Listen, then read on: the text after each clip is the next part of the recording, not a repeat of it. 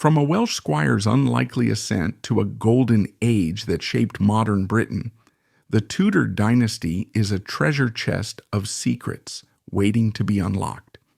When Henry VII seized the crown at Bosworth in 1485, he did more than end the Wars of the Roses. He launched a royal family whose private intrigues still captivate internet sleuths and history buffs alike. Across 5 tumultuous reigns, Henry VII, the mercurial Henry VIII, boy king Edward VI, fiery Mary I, and the iconic Elizabeth I, the Tudors built a fortune worth an estimated $400 million today through shrewd taxation, booming trade, and ever-expanding crown lands. Yet behind the glittering court lay shadowy plots, secret heirs concealed in tower rooms, brutal executions silencing rivals, and religious conspiracies that echoed into the English Reformation and the showdown with the Spanish Armada. Join us as we dig into the hidden files of Tudor power, exploring how their ruthless strategies forged a legacy that outlasted their bloodline and still shapes English governance and inspires books, films, and podcasts today. From New Money to Old Money Picture, a raw Welsh dawn in the early 1400s as Owen Tudor, a court page with nothing but a proud name and a gambler's grin, slips through the gates of Henry VII's household. In a Europe where pedigree is everything, Owen's bloodline is barely noble, new money in the brutal feudal sense, yet he carries himself like a man who already hears the distant clink of crowns. Think of Owen as a medieval brickle, elbowing past the old guard with frontier nerve, betting that bold action can buy the gravitas centuries usually supply. When he marries the widowed Queen Catherine of Valois, an audacious leap that makes palace gossip choke on their pottage, he plants the sapling of a dynasty that will one day spread a canopy over England itself. Fast forward to the muddy fields outside Market Bosworth on a humid August morning in 1485. Owen's grandson, Henry Tudor, breathes in the metallic air of battle and rolls the dice for everything his grandfather dared to imagine. Richard III's banners whip in the wind, but by dusk the white boar standard lies trampled, and Richard's twisted crown glints in the dirt. Henry picks it up, still warm from the last Plantagenet's brow, and suddenly new money transforms into sovereign legitimacy. Yet Henry VII isn't content with a pay-point symbolism. He knows that power hardens only when it is pegged to gold. He engineers tight fiscal reforms, auditors counting every groat twice, customs clerks squeezing tariffs from Calais to Bristol, until London's coffers swell like a banker's ledger. Continental observers whisper that his reach could rival the sprawling Habsburg Empire, an astonishing brag for a monarch who began as an exiled claimant scraping rent from Breton hosts. Back in smoky Westminster Hall, courtiers watch the transformation with awe. In less than 2 decades, the Tudors leapfrog the old aristocracy, pivoting from aspirational parvenus to the kind of entrenched old money that casually buys influence the way a Renaissance tycoon commissions frescoes. It's as if a Silicon Valley disruptor suddenly becomes Rockefeller's overnight. Only Henry's assets aren't stock options, but crown lands reclaimed, court fines levied, and the taxes every citizen feels in their purse and gut. Yet the real genius is Henry VII's chessboard marriages. His heir weds Catherine of Aragon, forging fragile peace with Spain, while daughters are matched to Scotland and the Habsburg Netherlands. Connections become currency, alliances a banknote better than bullion. When the cautious king dies, his second son, Henry VIII, tears onto the stage like a showman determined to outshine every predecessor. Picture spotlights, torches, flaring as he strides through Hampton Court in cloth of gold, a young athlete with the appetite of 3 men and the ego of 10, 6 marriages later, gossip scribes can't keep pace. Catherine of Aragon bows out after 23 stormy years. Anne Boleyn's regal neck meets an unforgiving French sword. Jane Seymour offers a male heir at the fatal cost of her own life. Anne of Cleves survives through canny amiability, while Catherine Howard's teenage flirtations become fatal. Finally, there's Catherine Parr, nursing the king's ulcerated leg and corralling the royal stepchildren like a Tudor Brady Bunch. Each queen is more than a romantic whim. Henry wields marriage like a venture capitalist merging empires. The high-stakes shuffle mirrors, Aristotle Onassis hobnobbing with Kennedys and shipping kings, proving that a well-timed wedding band can be worth an armada of trading ships. Yet the costliest pivot of Henry's reign isn't a wedding, but a divorce. In 1533, the Pope refuses to cancel the royal nuptials with Catherine of Aragon. Henry's answer is simple: sever England from Rome. Aussi. 3 years later, the dissolution of the monasteries thunders across the countryside. Between 1536 and 1541, zealous commissioners yank crucifixes from abbey walls, melt chalices, and auction lands faster than Hearst ever mined a silver vein. When the last ledger closes, the crown has gulped down £1.3 million, a jackpot in Tudor terms, a figure so huge that English villages recalibrate their sense of fortune overnight. But money doesn't wash away sin. Religious strife erupts like a ruptured boiler, martyrs burn, and courtiers whisper that God's patience may be thinner than Henry's hairline. The stain clings as persistent as Doheny's teapot dome stigma centuries later. Nonetheless, the treasure chest overflows. Whitehall, Hampton Court, and Greenwich Palace gleam with new tapestries. Yet they're more than ornamental. They're statements, visible proof that royal consolidation has muscle. Beyond the decorative stone, revenue from ship money and age-old feudal dues funnels into secret reserve coffers. This is the era when a king can summon the equivalent of a navy tax on inland towns that have never even smelled salt air, an accounting trick so bold even modern tax lawyers would blush. As fleets collect wool bales bound for Antwerp, and the first tentative colonial ventures push westward, customs officials clock long hours, balancing parchment ledgers, ensuring not a single groat drifts off into a dockhand's pocket. Wool, that humble fleece, becomes the lifeblood pumping steady dividends into the Tudor juggernaut. Then comes a 9-year-old boy in a jewel-studded cap, Edward VI, frail yet bursting with scholarly zeal. Under his regency council, Protestant reforms deepen, royal accounts remain flush, and the art of leverage continues. But tuberculosis doesn't bargain, and the crown soon passes to Mary I. She inherits fortune and fragility in equal measure. Hoping to weld England back to Rome, Mary marries Philip of Spain, and her devout crackdown sets pyres blazing. Coins continue to jingle in the treasury, but every martyr's scream is a crack in Tudor legitimacy. Even Whitehall's marble floors feel slippery with ghosts. Last of the line is Elizabeth I, a queen who understands the theater of power better than any monarch alive.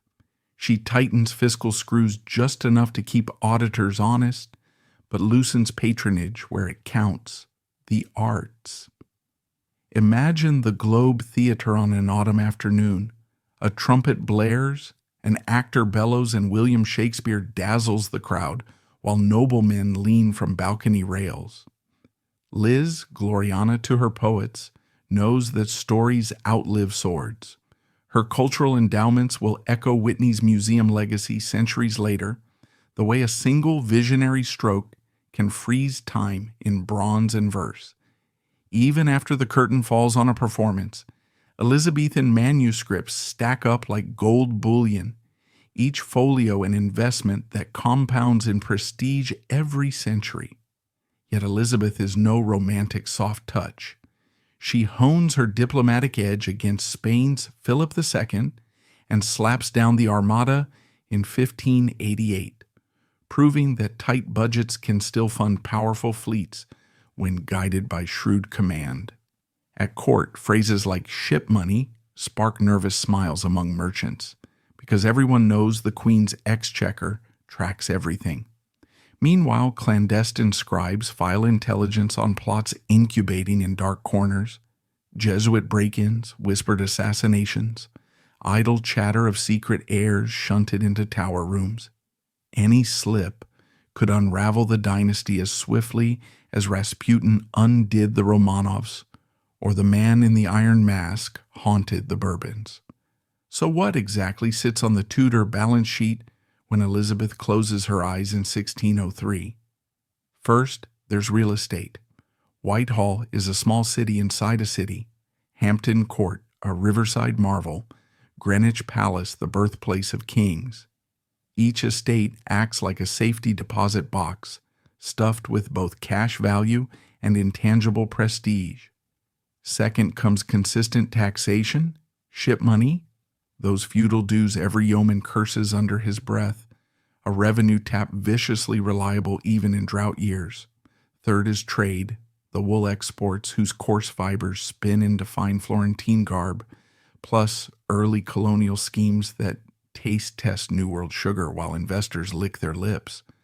Finally, there's culture itself, portraiture luminous with Holbein's pigments, illuminated prayer books, and leather-bound ledgers that hold the very heartbeat of an empire on the rise. For a dynasty that begins with a Welsh adventurer elbowing his way past blue blood skeptics, the metamorphosis is mind-bending.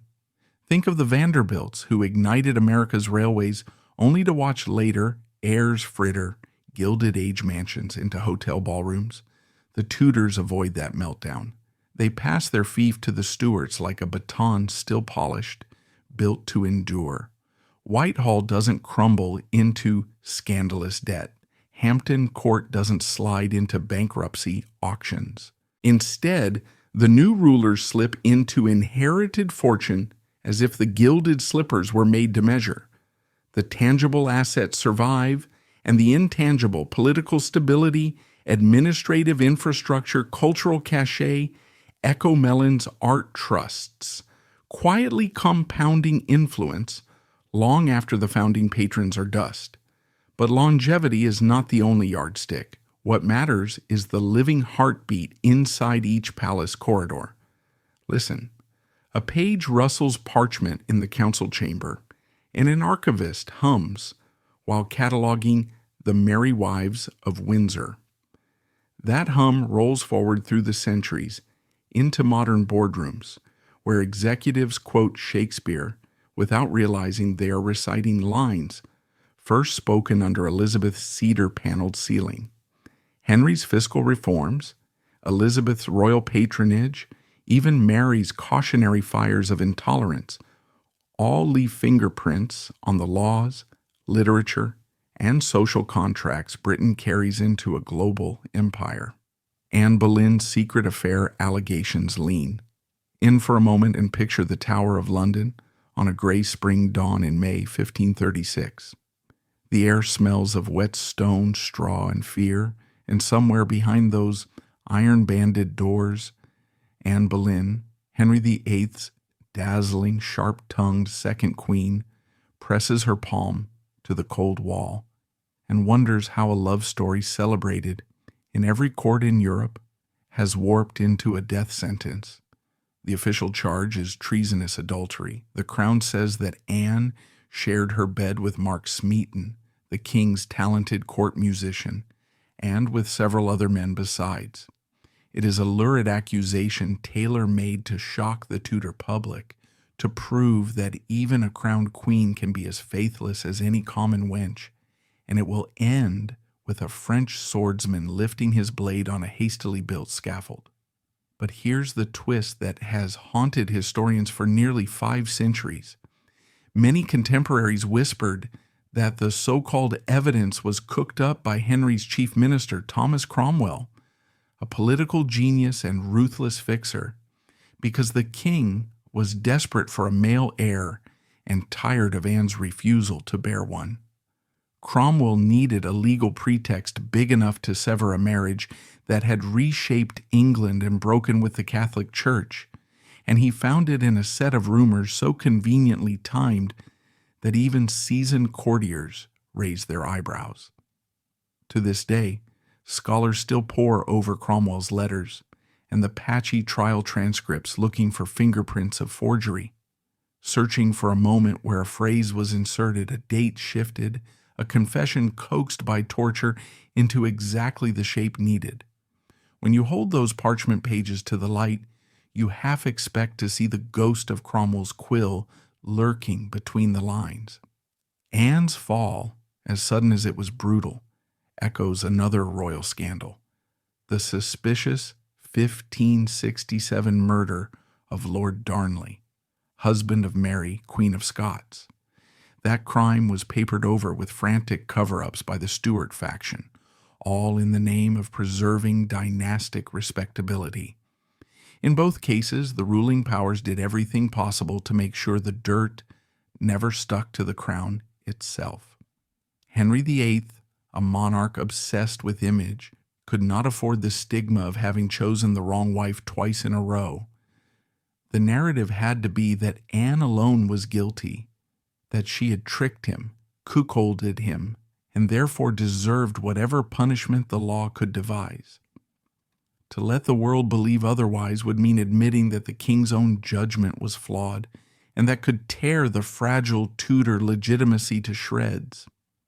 Now, to understand just how explosive these accusations were, you need to meet Mark Smeaton. In the glittering tapestry of Henry's court, Smeaton was a bright but low-born thread, a musician, a violinist of uncommon grace who could make a lute sing so sweetly that hardened soldiers wiped tears from their beards. Because he wasn't noble, he could be tortured, and torture he received. Under the screw, Smeaton supposedly confessed to an affair with the Queen, a confession that magically opened the gates for further allegations against four noblemen: Henry Norris, Sir Francis Weston, William Brereton, and Anne's own brother, George Boleyn, Lord Rochford. The spectacle was perfect theater. The commoner breaks first, naming names, the lords follow, protesting innocence but trapped by circumstantial hints and ominous silences. In days, Cromwell's legal machinery had spun enough silk to hang them all. Every scrap of this drama was meticulously staged. Witness lists were kept short, cross-examinations lightning fast. Henry stayed away from the trial to maintain an imperial distance, yet courtiers later recalled that whenever Anne's name was mentioned in his presence, his jaw turned stone. The king, who had once penned love letters dripping with longing, now frosted the entire palace with a single glare. And the rumors? Those galloping, unstoppable rumors that Anne had seduced half the privy chamber? They were paradoxically everywhere and nowhere, whispered behind embroidered sleeves, repeated in European courts hungry for English gossip, yet never printed in any official document.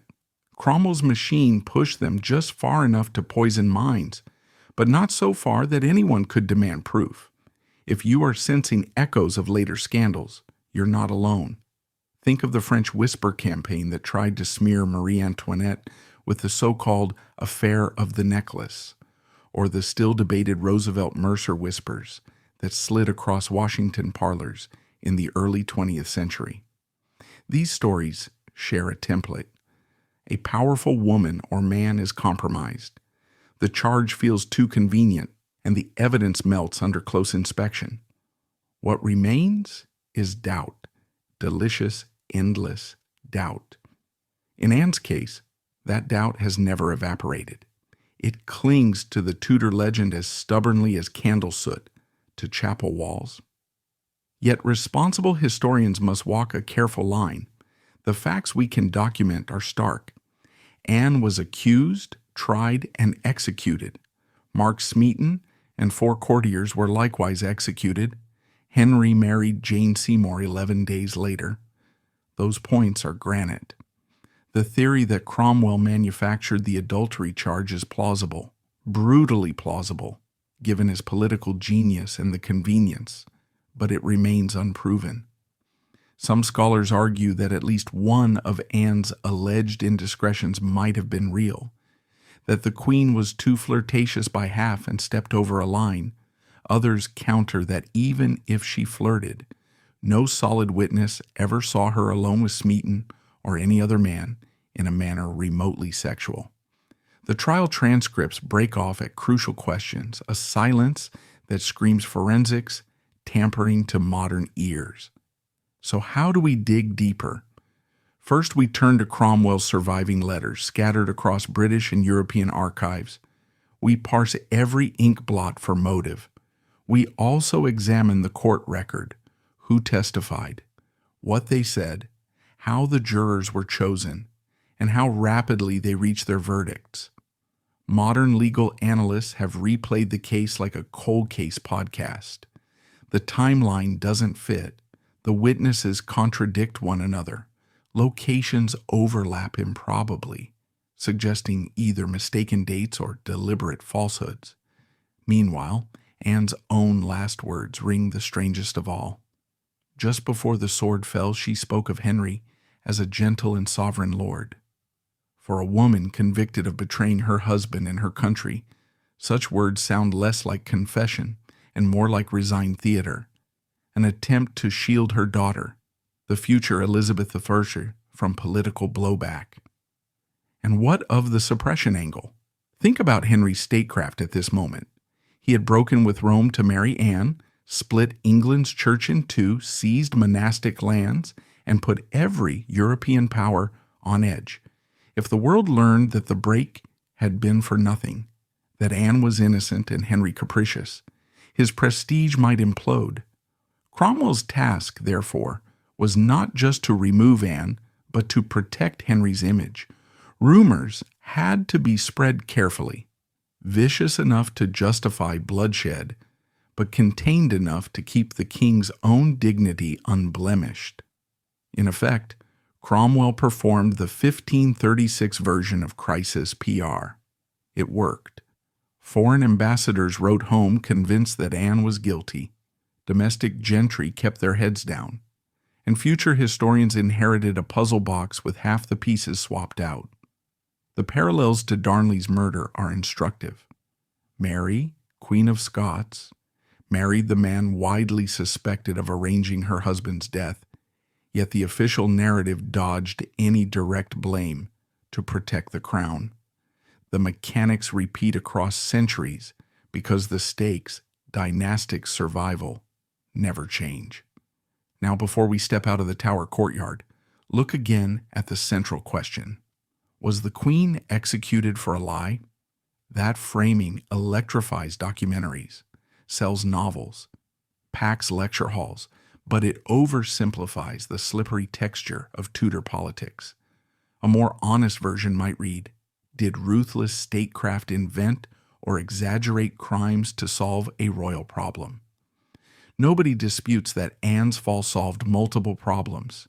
It cleared the way for Jane Seymour. It soothed Henry's bruised ego over the absence of a male heir, and it allowed Cromwell to cement himself as the king's indispensable hatchet man. Whether or not Anne ever actually strayed from the king's bed seems almost secondary to the machinery that devoured her. Even so, the personal tragedy is enormous. Anne was a woman who gambled everything on love and ambition, and lost. Mark Smeaton was a rising star who found that genius on the vial doesn't protect against thumbscrews. Henry Norris and the others died protesting their innocence. The Tudor court, that glittering labyrinth of velvet and knife-edged gossip, moved on to the next banquet as though nothing had happened, but the ripple never entirely faded. Elizabeth I grew up knowing her mother had been branded an adulteress and a traitor. That knowledge forged a steel rod of caution in her spine. She would never marry.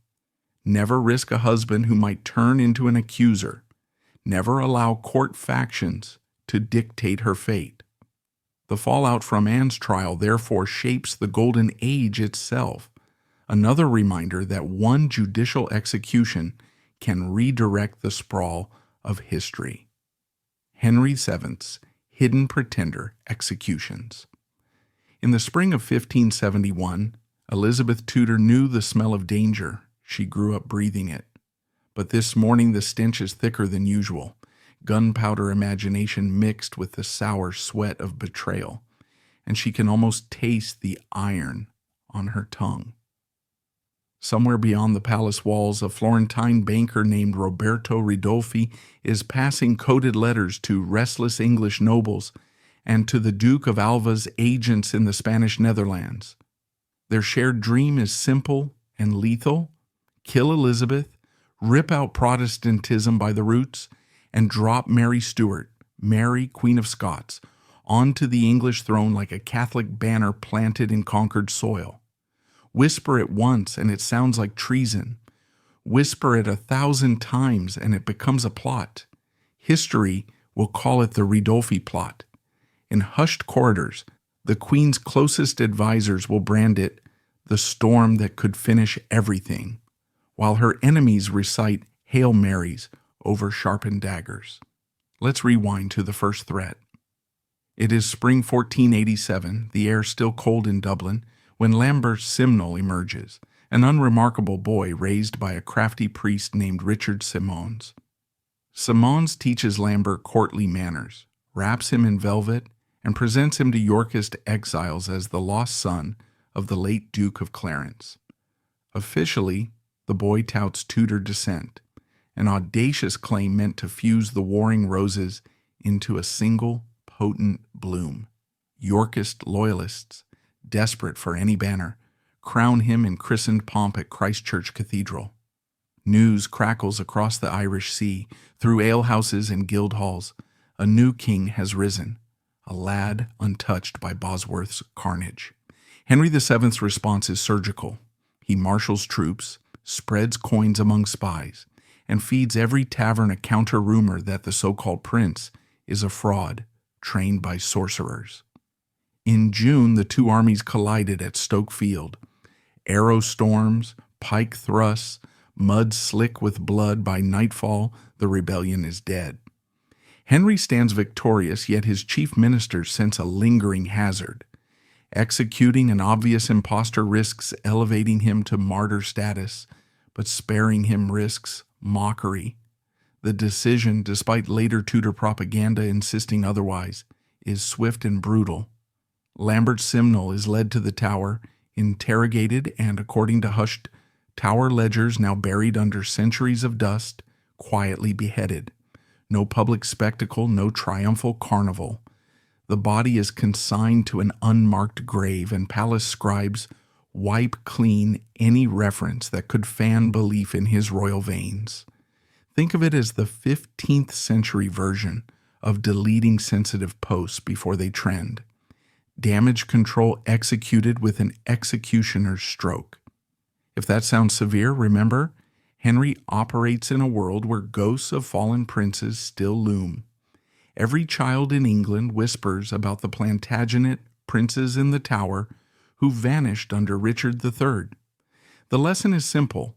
When dynastic stakes are existential, heirs disappear and court poets rearrange the narrative. The Tudors will later accuse Richard of murdering those boys, but in this moment Henry silently adopts the same playbook. He cannot risk Lambert becoming a rallying cry, the way the Romanov rumor mill later inflated Anastasia's survival. Better to erase the boy than spend years refuting campfire tales of his escape. We only know of Simnel's secret execution because a single marginal note in a Tower victualling list, dated Michaelmas 1487, drops from a parchment like a dried tear, recording rations reduced upon the departure of the captured youth.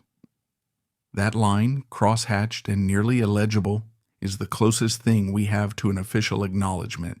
Yet the ink is barely dry when a second threat materializes, this one far more polished.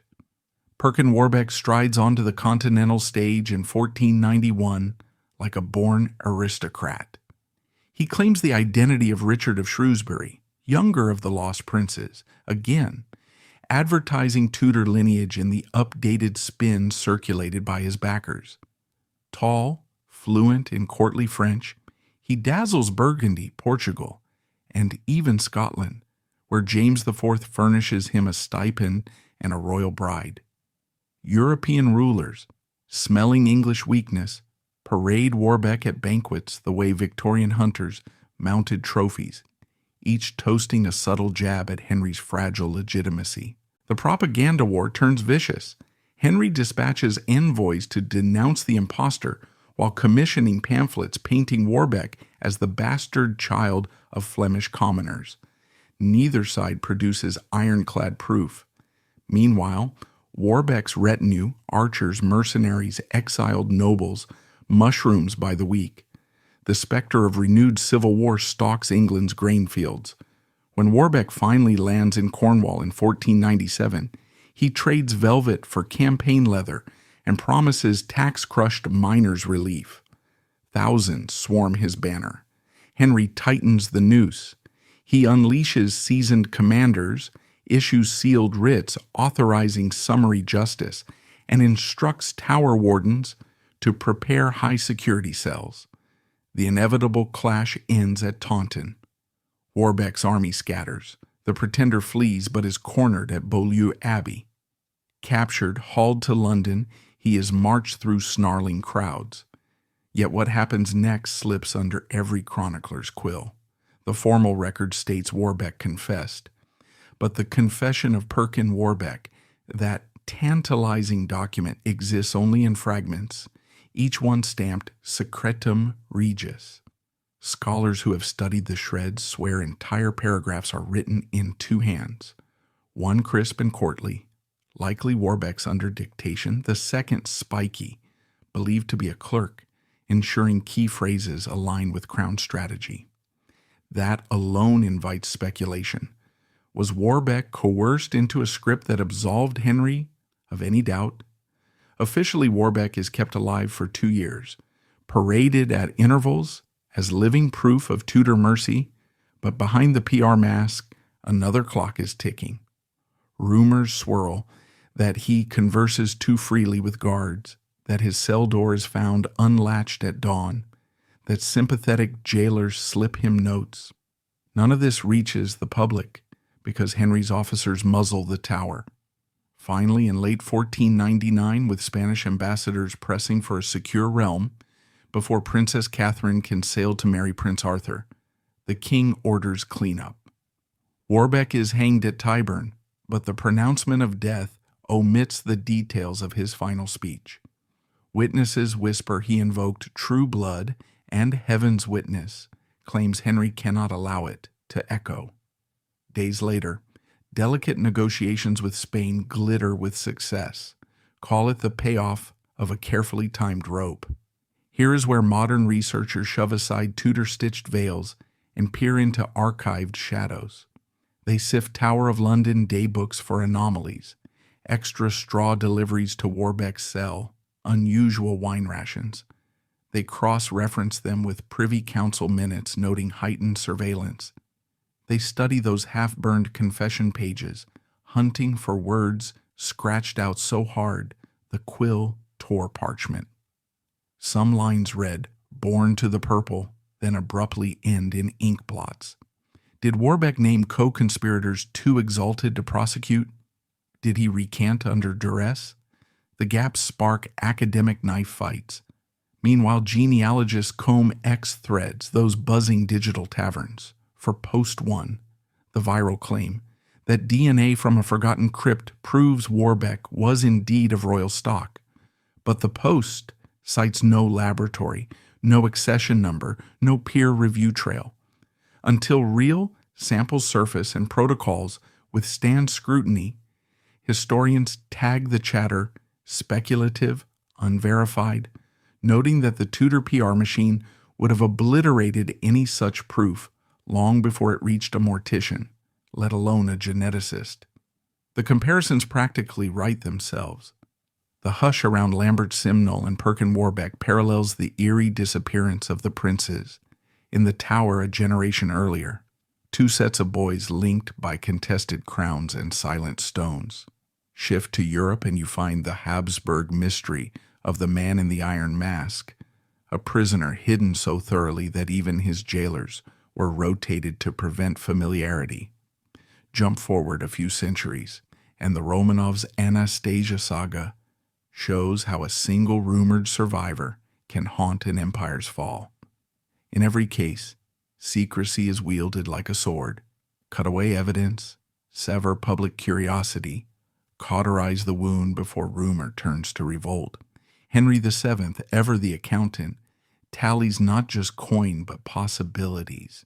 He decides that each pretender's breath is a liability on the royal balance sheet, best written off. The executions themselves are undisputed facts logged by foreign ambassadors and court clerks. The secrecy surrounding them, however, is equally documented.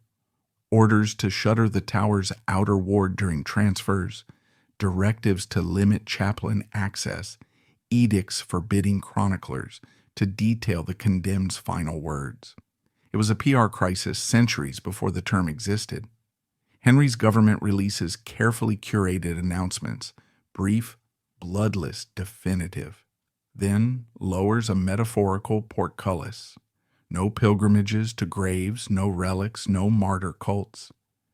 Elizabeth I's secret Catholic conspiracy in the spring of 1571. River mist coils around the Tower, bells mutter somewhere upriver, and in the privy garden of Whitehall Palace a slim, red-haired queen paces alone, cloak snapping in the wind like a ship's sail. Elizabeth Tudor knows the smell of danger. She grew up breathing it. But this morning the stench is thicker than usual, gunpowder imagination mixed with the sour sweat of betrayal, and she can almost taste the iron on her tongue.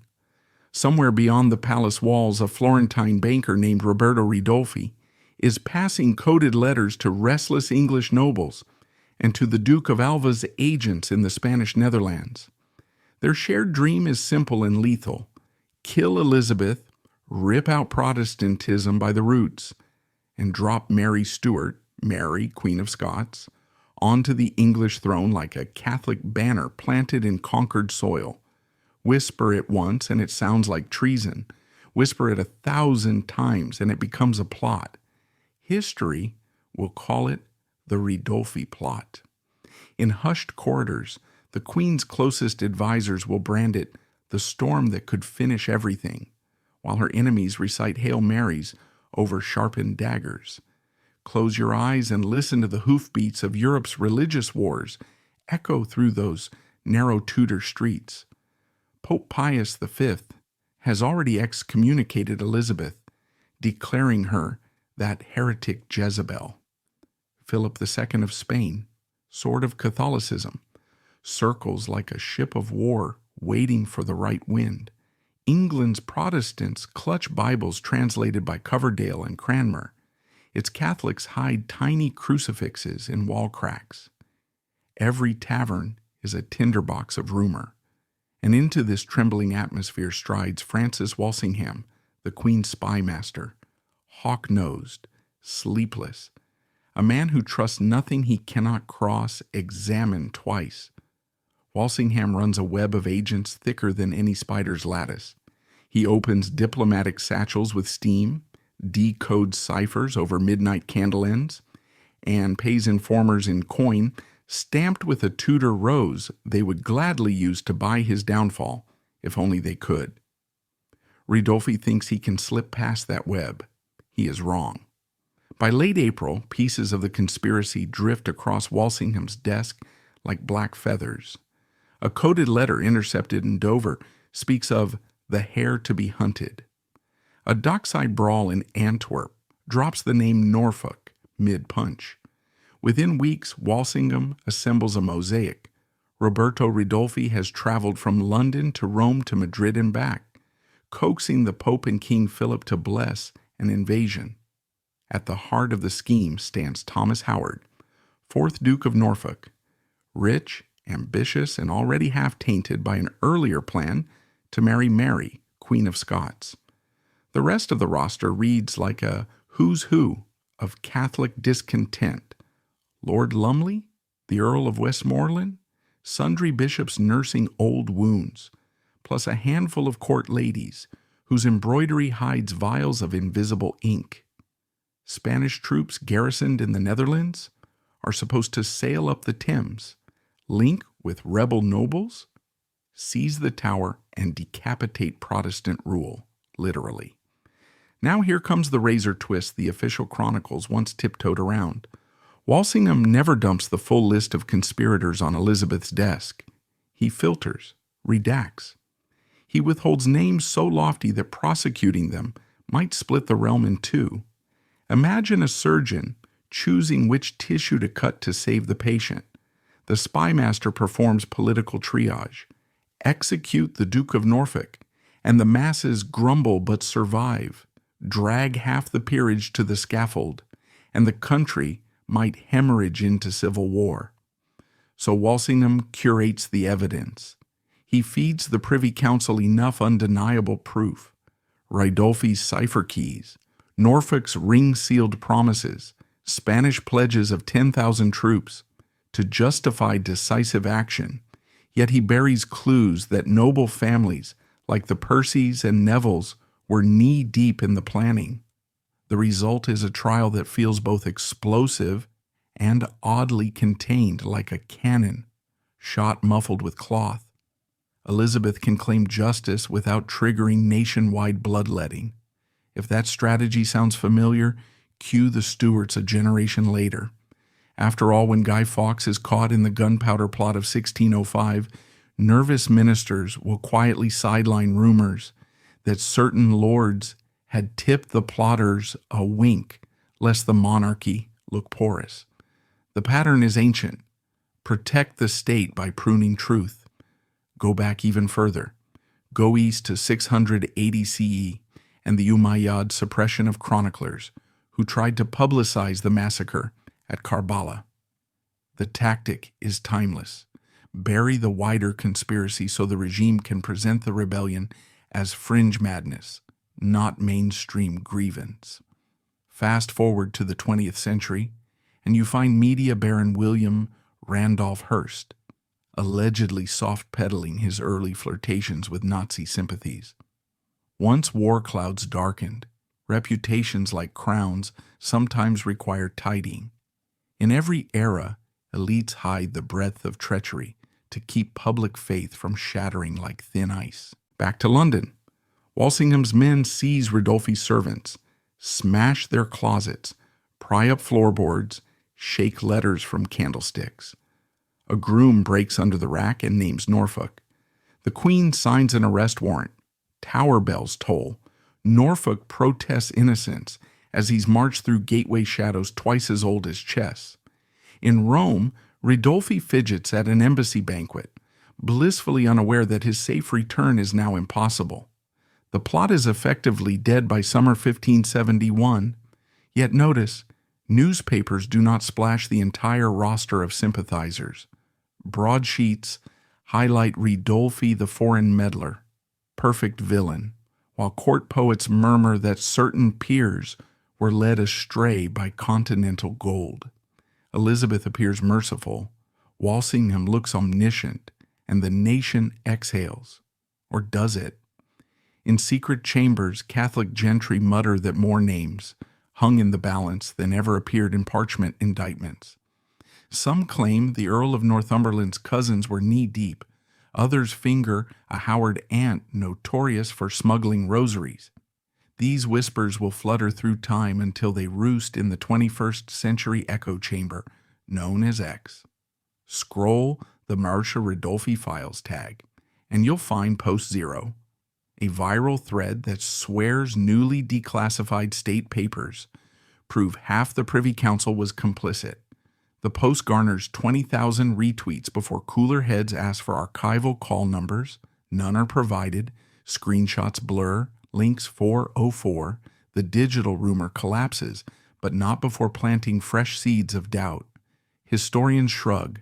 The plot is factual. Bigger noble involvement is plausible, and online heat without footnotes is just steam.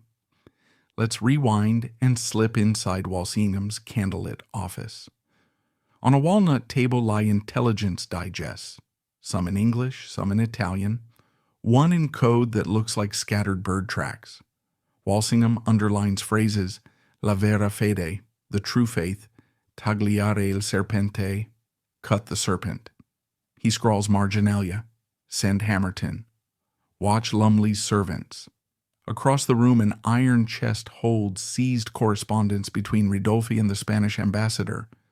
One letter gloats that our English phoenix will burn in her own nest.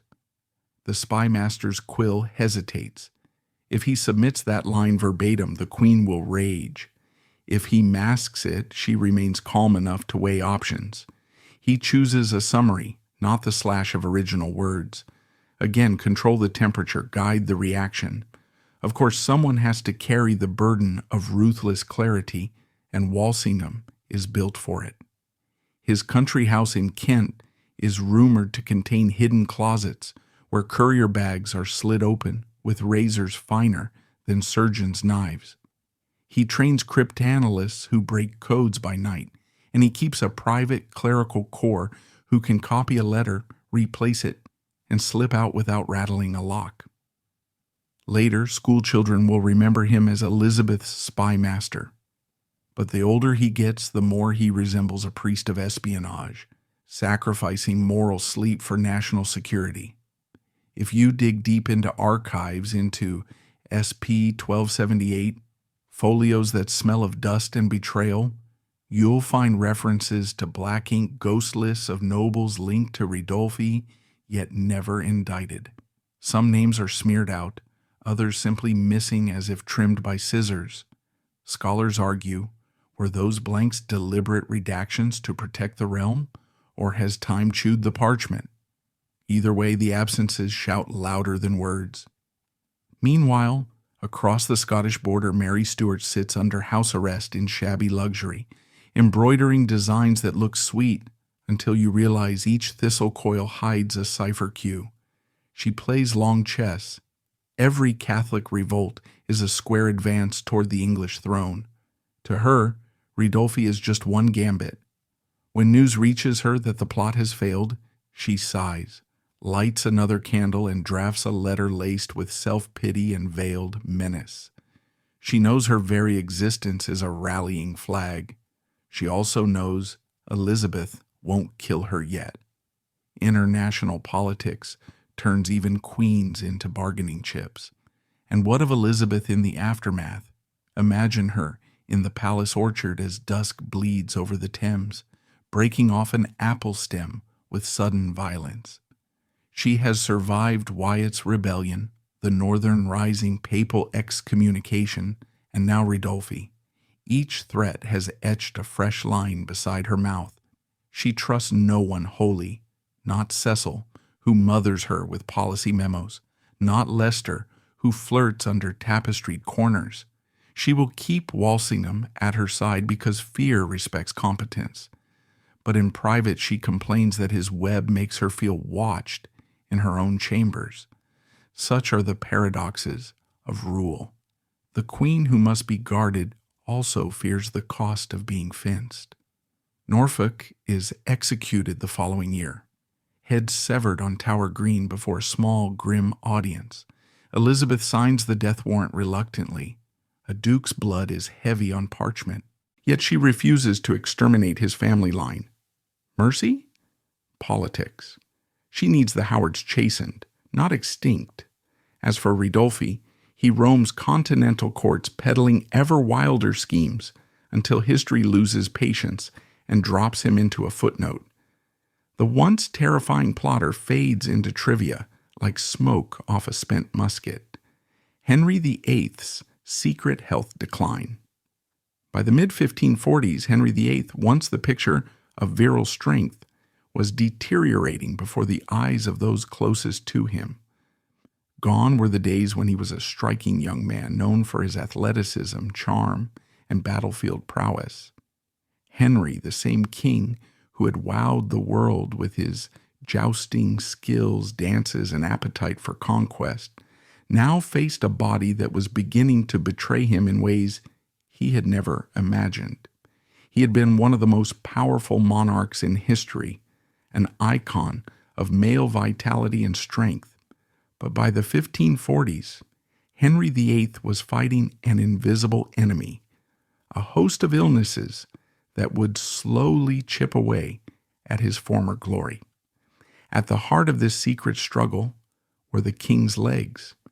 Henry, who once stood tall and proud, was now suffering from chronic, festering leg ulcers that were not only painful but incapacitating.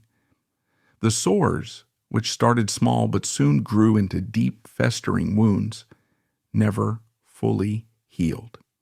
His doctors tried everything, including the dangerous practice of mercury treatments, widely believed to cure a variety of ailments at the time, but also known to be toxic.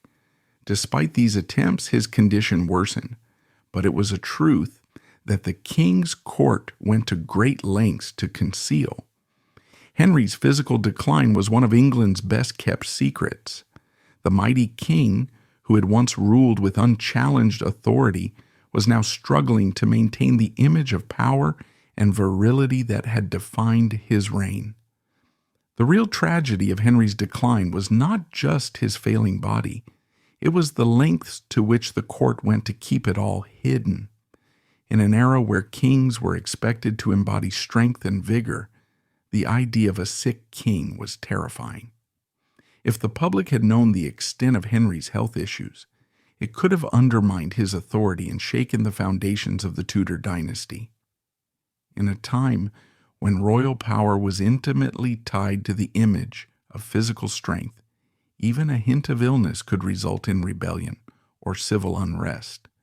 So for the sake of Henry's legacy and the kingdom's stability, everything about his deteriorating health was carefully kept from the public eye. But what exactly was happening to Henry? How did this once dominant king end up trapped in his own body? The leg ulcers, the most obvious symptom, were just the beginning. These weren't small wounds. They were deep chronic sores that caused Henry immense pain and often made it difficult for him to stand or walk. The ulcers became a constant source of suffering, and despite the best efforts of his doctors, they never fully healed. For a king who had once reveled in physical strength, this was an unbearable humiliation. But worse still was the speculation that Henry may have been suffering from syphilis, a disease that was rampant in Europe at the time. Syphilis was not only common, but it was also a disease that was deeply stigmatized. For a monarch, the idea of suffering from such a condition was not just a personal issue, it was a matter of public perception. Henry's leg ulcers, which may have been a symptom of syphilis, were likely kept secret for fear of what the public would think. In an era where kings were expected to be paragons of health, any sign of illness could be disastrous for a ruler's image. Syphilis, often associated with sexual promiscuity, could have tarnished Henry's carefully cultivated image as a virile king. And so, the royal physicians continued to treat him, using methods that were sometimes more harmful than helpful, all while keeping his condition a tightly guarded secret. The secrecy surrounding Henry's health was not unique to him. Throughout history, powerful figures have hidden their ailments to protect their image and preserve their authority. The story of Henry VIII's declining health is a striking example of how the powerful have gone to great lengths to keep their weaknesses hidden from the world. Much like Theodore Roosevelt's battle with asthma, which was kept secret for most of his presidency, or the Stanford family's efforts to conceal the poisoning of Jane Stanford, Henry's health was a matter of political calculation. The monarchy in particular needed to maintain the illusion of strength and vitality to ensure the stability of the kingdom. But what makes Henry's case so compelling is not just the secrecy, it's the sheer scale of the cover-up. The man who had once been known for his athleticism and charm was now a prisoner of his own body. His physical decline had become so severe that it affected not only his body but his mind as well. Henry's temper grew more erratic.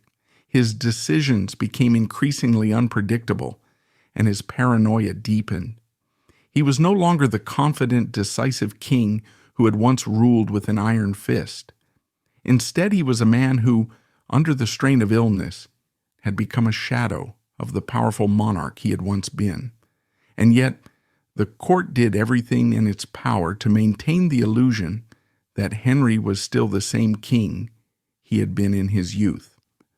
The royal physicians, who were well aware of the king's condition, were complicit in this deception. They administered mercury treatments, a standard practice at the time, despite knowing the dangers it posed to Henry's health. The toxic effects of mercury may have worsened his condition, but it was a treatment that was believed to work, at least in theory. In a time when medical knowledge was limited, the king's physicians had few options, but the treatment came with a high price. The mercury only contributed to Henry's suffering. Yet, all of this was kept secret from the public. The royal court worked tirelessly to create the image of a strong, healthy king, while behind closed doors, Henry was slowly falling apart. The court's efforts to conceal the king's health issues didn't stop with the physicians. The royal staff, courtiers, and even the nobles were all involved in the effort to maintain the king's image. Public appearances were carefully orchestrated, and Henry's condition was hidden as much as possible. Even his closest advisors, including Thomas Cromwell and others, did what they could to keep the reality of the king's health from reaching the ears of the public. The idea of a sick king was a threat to the stability of the monarchy, and so it had to be kept under wraps. This cover-up went on for years, and it wasn't until after Henry's death that the full extent of his health decline became known. After his death, the records of his illness were carefully examined, but much of the information remained shrouded in mystery for centuries. Only later did historians begin to piece together the truth about Henry's health, and even then, much of the evidence was based on speculation. The secrecy surrounding his illness was so complete that it was impossible to know for sure just how much he suffered during his later years. One of the most fascinating aspects of Henry VIII's decline is how it was portrayed in history. The king, who had once been known for his power, strength, and virility, was now remembered for his weaknesses and illness, but only after his death. During his reign, however, the court worked diligently to maintain the facade of a strong king. The truth about his health remained hidden, and the people of England saw only the image of a king who was still in control, still powerful, and still in charge of the realm. It wasn't until much later that historians were able to uncover the truth about Henry's decline, and even then, much of the evidence was buried or concealed for fear of tarnishing the Tudor dynasty's legacy. Henry's decline was more than just a personal tragedy. It was a political crisis. The king's health was not just about his physical well-being, it was about the survival of the Tudor monarchy. A sick king, a weak king, could not rule a kingdom as vast and powerful as England. If the truth about his health had come to light, it could have sparked rebellion, civil unrest, and perhaps even the downfall of the entire dynasty. And so the court worked tirelessly to protect the king's image, keeping the truth hidden from the public and from history. But the secrecy didn't end with Henry's reign. Even after his death, the truth about his health remained a closely guarded secret. The court worked to suppress any records that might reveal the king's true condition, and it wasn't until centuries later that historians began to piece together the details of his suffering. Even today, much of what we know about Henry's health is based on speculation, and the full truth remains elusive. It's a reminder of how the powerful throughout history have used their position to control not only their image but also the narrative of their lives. In the end, the story of Henry VIII's health decline is a story about the fragility of power and the lengths people will go to protect their image. Henry, despite all his accomplishments and his strength, was just as vulnerable as any other man. His body betrayed him, and the court went to extraordinary lengths to hide this truth from the public. The king, who had once been known for his virility and strength, was slowly becoming a prisoner of his own body, and the secret of his health decline would be hidden for years. It's a tragic tale of a king who built an empire on his strength but was ultimately undone by the frailty of the human body. Mary III's phantom pregnancy cover-up. In 1554, England was gripped by hope and fear in equal measure. The country had just emerged from the religious chaos brought on by the reign of Henry VIII and his children. His daughter Mary I, a devout Catholic, had ascended the throne, and with her marriage to the Spanish prince Philip II, there was hope among Catholics that the country would return to the true faith. But Mary was desperate for one thing: an heir. The Tudor line was fractured, and England's future depended on a child who could carry the crown forward. The problem, however, was that Mary was not young, and her health was not what it once was. A child seemed more like a dream than a reality. But when news broke in 1554 that Mary was pregnant, the kingdom held its breath, waiting for the heir that would restore Catholic rule. But within a few months, the pregnancy disappeared just as quickly as it had appeared, leaving many to wonder, what had really happened? Was it a true pregnancy or something more sinister? The reality was that Mary's pregnancy was likely a phantom pregnancy, a medical condition that can mimic all the signs of pregnancy without the actual baby. This event, which rocked the court and the nation, was carefully hidden by Mary's closest advisors in a desperate attempt to protect the Queen's image and her Catholic legacy. In an age when an heir was the key to a monarch's stability, Mary's phantom pregnancy was a secret that had to be buried at all costs. Mary had ruled England for just a few years, and the pressure on her to produce an heir had been enormous. Her marriage to Philip II of Spain was politically motivated, meant to strengthen Catholic influence in England.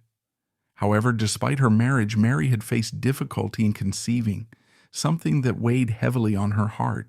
She had been married for several years and still had no children, and this made her position as queen even more precarious. The political climate in England was delicate at best. The country had been divided by the Reformation, with Protestantism growing stronger and Catholicism being pushed into the background. Mary had hoped that her marriage to Philip, combined with the birth of a child, would solidify her Catholic reign and ensure the survival of Catholicism in England. But what the public did not know, what history would hide for centuries, was that her pregnancy was a farce, a cover-up that would ultimately lead to scandal and uncertainty. The timeline of Mary's phantom pregnancy is clear, but the details are shrouded in mystery.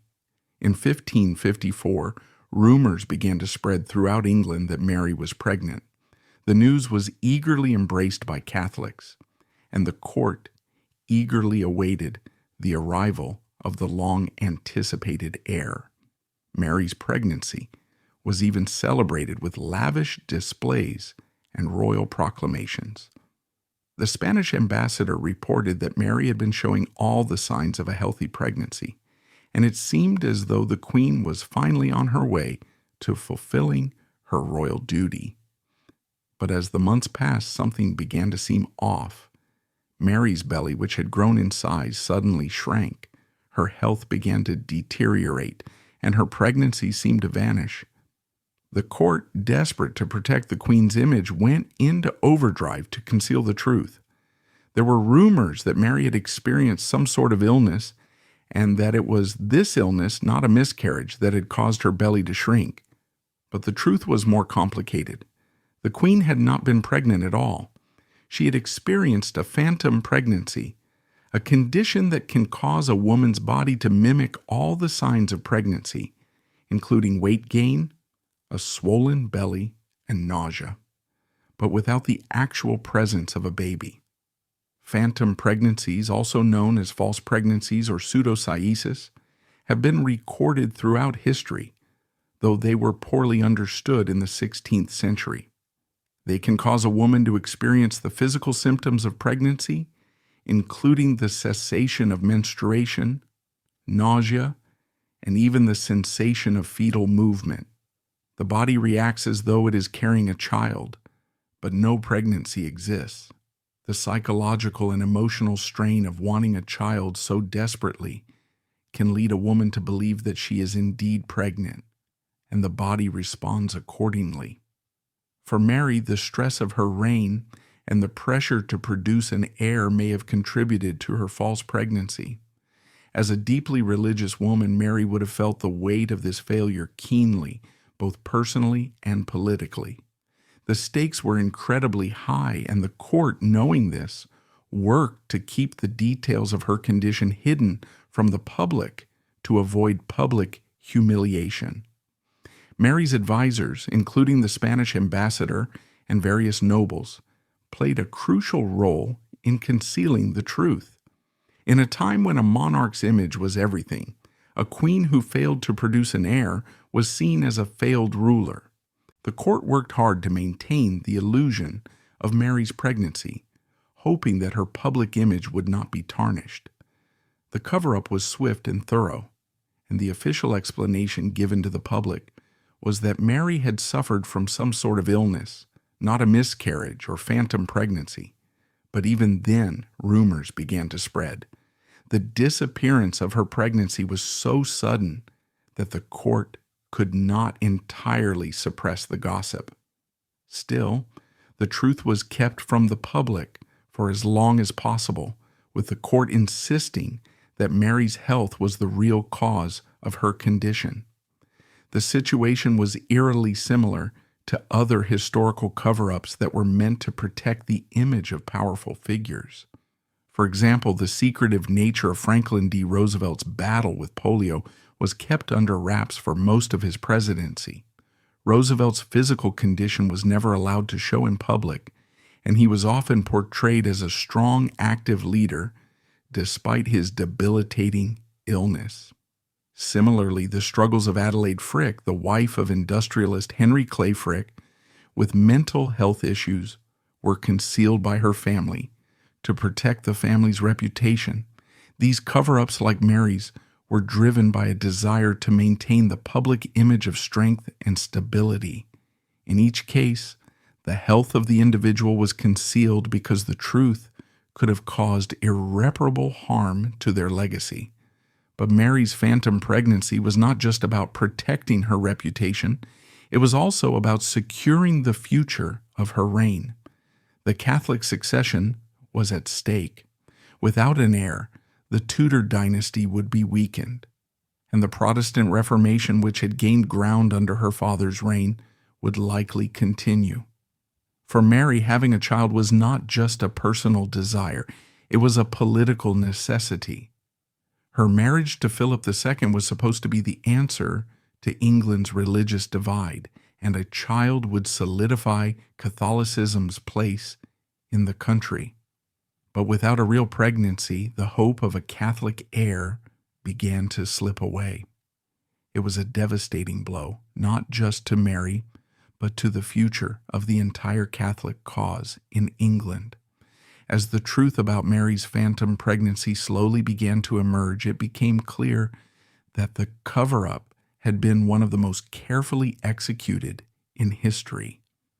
The court's efforts to shield the Queen from public humiliation were extraordinary, but in the end, the deception could not completely erase the fallout.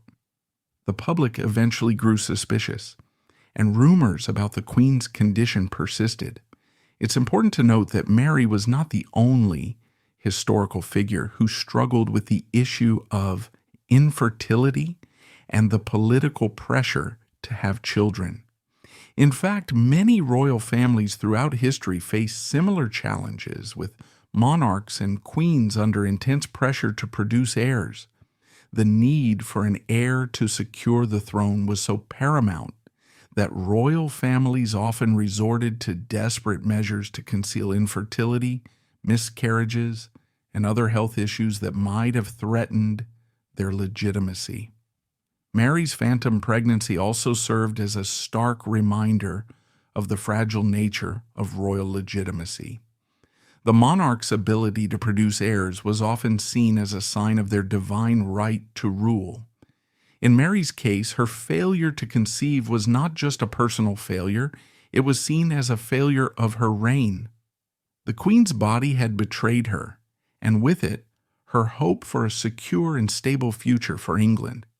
The secrecy surrounding her pregnancy and the eventual cover-up reflected the intense pressure placed on monarchs to uphold their authority, even at the cost of truth and transparency. While Mary's phantom pregnancy may have been a medical condition, its political ramifications were clear. The episode revealed the extent to which the royal court was willing to go to preserve the image of the queen and her reign. But it also exposed the vulnerability of the monarch. No amount of cover-up could erase the fact that Mary was unable to fulfill her duty as a ruler. Despite the efforts to conceal the truth, the queen's body and her inability to conceive a child became part of her legacy. The phantom pregnancy may have been hidden, but the political consequences of it were not. In the years that followed, Mary would face more struggles, including the loss of her husband Philip and the growing opposition to Catholic rule. Her reign would ultimately be cut short, and the hopes for a Catholic England would die with her. Elizabeth I, Mary's half-sister, would ascend the throne and solidify Protestantism as England's religion. Mary's failure to produce an heir, combined with the political instability surrounding her reign, led to the eventual end of the Tudor dynasty's Catholic ambitions. Elizabeth I's secret Dudley affair. In the heart of 1560s, England, with the country still reeling from the upheavals of the Reformation and the turbulent politics of the Tudor dynasty, a secret simmered within the walls of Elizabeth I's court, a secret so powerful that it threatened to unravel the very fabric of the monarchy. Elizabeth I, the Virgin Queen, whose reign symbolized England's power, strength, and independence, had a closely guarded secret that no one outside her inner circle dared speak of: her rumored yet deeply passionate affair with Robert Dudley, the Earl of Leicester. Dudley, a man she had known since childhood, was not only one of her most trusted courtiers, but also one of the few men to whom Elizabeth seemed to have opened her heart. But there was a catch, a secret so dangerous that it had to be buried, no matter the cost. The whispers of their relationship reached a fever pitch in the late 1560s, but Elizabeth's court worked tirelessly to keep the truth from reaching the public. Why? Because the Virgin Queen was no ordinary monarch. She was a symbol of England's power, a symbol of chastity and divine favor. To be associated with a scandalous love affair would have been nothing short of catastrophic for her reputation and for the stability of the Tudor dynasty. Elizabeth was known for her aloofness, her ability to maintain an image of purity and independence in a world dominated by male monarchs. Any hint of impropriety, especially in her personal life, could have destroyed her carefully cultivated image and, in turn, her rule. But there was a deeper, more troubling part of this story: the sudden and suspicious death of Amy Robsart, Robert Dudley's wife, in 1560. Robsart's untimely death, which was officially ruled as an accident, fueled rumors and suspicions that have lingered for centuries. Was her death really a tragic accident, or did it conceal something far more sinister? Many believe that Dudley, in his ambition and desire to marry Elizabeth, may have had a hand in her demise. The coroner's report on Amy's death was vague, offering little concrete evidence to disprove the theories that Dudley had orchestrated his wife's death to free himself up to marry the Queen. Was it an affair gone terribly wrong? Or was it an act of calculated murder designed to secure Dudley's path to the throne? As the rumors surrounding Dudley's relationship with Elizabeth and Amy's death grew, so did the mystery surrounding the Virgin Queen's forbidden love. Elizabeth, aware of the whispers, kept her personal feelings and her courtly love affair locked behind palace doors, fiercely protecting her image. The cover-up became an intricate dance between loyalty and ambition, with Dudley at the center of it all. He was both a confidant and a lover, but also a man with his own ambitions, a man who knew that Elizabeth was the key to his dreams of power. But as the pressures mounted, their relationship became more and more strained, and Elizabeth's ability to maintain her royal facade was tested. In many ways, the situation mirrored other hidden relationships throughout history.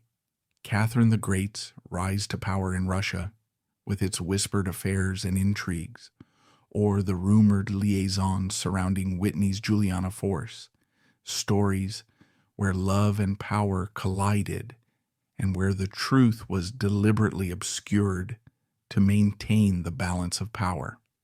Elizabeth's story was no different. She was a ruler in a man's world, and her private life was something she could not afford to reveal. Her entire reign was built on the myth of the Virgin Queen, a woman who had never married, who had rejected the idea of a husband in favor of her kingdom. The notion of a secret affair threatened to tear apart that myth, and the consequences for her reign could have been devastating. To understand the depth of the cover-up, one must examine the letters and correspondence between Robert Dudley and his closest allies. Many of these letters are believed to contain subtle references to the Queen, their relationship, and even the circumstances surrounding Amy Robsart's death. While much of their communication remains vague, hidden in coded language, there are enough clues to suggest a deeper connection between Dudley and Elizabeth. Was the Queen aware of Dudley's actions in the aftermath of his wife's death? Was she complicit in hiding the truth? Or was she simply trying to protect herself from the scandal that might have consumed her reign? In order to fully grasp the complexity of this situation, it's essential to consider the political landscape of the time. Elizabeth's reign was one of constant danger and intrigue. Foreign threats loomed large. Spain, France, and even Scotland all posed serious risks to England's sovereignty. At the same time, religious divisions threatened to tear the kingdom apart. Catholics and Protestants were at odds, and Elizabeth's delicate balance of power was constantly being tested. Against this backdrop, the question of marriage and succession became a matter of national importance. If Elizabeth were to marry, she would need to produce an heir, which was essential for the survival of the Tudor dynasty. But Elizabeth refused to marry. She remained single, much to the frustration of her court, preferring to rule alone, a woman who answered to no man. But Robert Dudley, as a childhood friend and confidant, seemed to be the exception. Their relationship, which began in the 1550s, grew more intense over the years, with both of them clearly emotionally invested in each other. But despite their closeness, Elizabeth refused to marry him.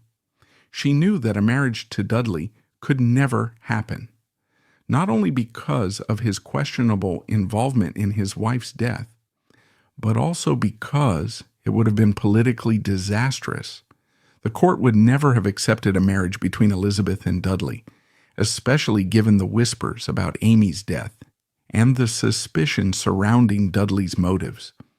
The rumors of an affair, however, could not be suppressed completely, and as time went on, the secret relationship between the Queen and Dudley became a source of speculation and gossip, both in England and abroad. The death of Amy Robsart in 1560 remains one of the most controversial and mysterious events in Tudor history. While the official ruling was that she died in a fall down a staircase, many historians believe that her death was more than just a tragic accident. There were no witnesses to the event, and the circumstances surrounding her death were suspicious at best. Some suggest that Dudley may have orchestrated his wife's death in order to marry Elizabeth, removing an obstacle to his ambitions. This theory has been fueled by the fact that Dudley was seen as the primary beneficiary of his wife's death, and that he moved quickly to capitalize on her passing. But was it murder, or was it simply a tragic accident, as the official record suggested? The truth remains elusive and likely always will. What we do know is that the whispers surrounding Amy's death only fueled the rumors about Dudley and Elizabeth's relationship. The cover-up surrounding Elizabeth's affair with Dudley continued throughout her reign. For the sake of her image, the truth was carefully hidden. The court maintained a strict policy of secrecy, and any mention of the affair or the circumstances surrounding Amy's death was quickly silenced. Elizabeth's advisors and closest confidants worked tirelessly to suppress the rumors and keep the scandal from reaching the public. The Queen herself was determined to maintain the image of the Virgin Queen, a woman who had rejected marriage in favor of her kingdom. To reveal the truth about her affair with Dudley would have shattered that image and damaged her reputation beyond repair. The political stakes of Elizabeth's reign were too high for her to allow personal matters to jeopardize her authority. She was not just a monarch, she was the embodiment of England itself. Her image was synonymous with the stability of the nation, and any threat to that image could have far-reaching consequences. Elizabeth's refusal to marry had been a deliberate decision, one that had allowed her to maintain control over her kingdom without being tied to the ambitions of any man. But the affair with Dudley, however passionate, was a secret that could not be allowed to destroy the carefully constructed image of the Virgin Queen. In the years following the scandal, Elizabeth's relationship with Dudley cooled, and the affair faded into the background. But the whispers never fully stopped. Dudley, though still a trusted advisor, never fully regained Elizabeth's favor, and their relationship remained marked by the shadow of the past. To this day, the details of their affair and the truth behind Amy Robsart's death remain a matter of historical debate. The affair itself may have been suppressed, but the rumors and suspicions surrounding it continue to shape the way we view Elizabeth Irene's reign. The story of Elizabeth Irene and Robert Dudley is a tale of forbidden love, ambition, and the lengths to which power will go to protect its image. It's a reminder that, even in the highest echelons of power, secrets have a way of slipping through the cracks. The Virgin Queen's forbidden love may have been hidden from history, but the shadows it casts still linger today. Through it all, Elizabeth's image as a powerful and untouchable queen endured, but at what cost? The truth, buried beneath layers of secrecy and scandal, remains a tantalizing mystery, one that continues to fascinate historians and romantics alike.